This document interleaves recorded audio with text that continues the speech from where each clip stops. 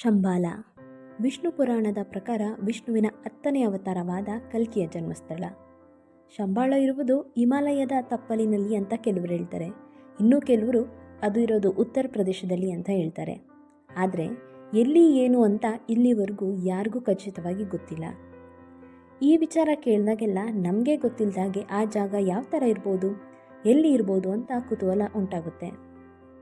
Almost ಎಲ್ಲ ಹಿಂದೂಗಳಿಗೆ ಈ ಕ್ಯೂರಿಯಾಸಿಟಿ ಇದ್ದೇ ಇರುತ್ತೆ. ಅದರಲ್ಲೂ ಕಲ್ಕಿ ಮೂವಿ ನೋಡಿದ್ಮೇಲಂತೂ ಈ ಕ್ಯೂರಿಯಾಸಿಟಿ ಇನ್ನೂ ಜಾಸ್ತಿನೇ ಆಗಿದೆ. ಆದರೆ ನಮ್ಮ ದೇಶದವನೇ ಅಲ್ಲದ, ನಮ್ಮ ಧರ್ಮದವನೇ ಅಲ್ಲದ ವ್ಯಕ್ತಿಯೊಬ್ಬನಿಗೆ ಈ ಶಂಬಾಳದ ಮೇಲೆ ಅತೀವ ಕ್ಯೂರಿಯಾಸಿಟಿ ಉಂಟಾಗಿ ಅದನ್ನು ಹುಡುಕಲೇಬೇಕು ಅಂತ 100 ವರ್ಷಗಳ ಹಿಂದೆನೇ ಹುಡುಕೋಕ್ಕೆ ಶುರು ಮಾಡ್ತಾನೆ. ಅವನು ಯಾರು? ಅವನ ನಿಜವಾದ ಉದ್ದೇಶ ಆದರೂ ಏನಿತ್ತು?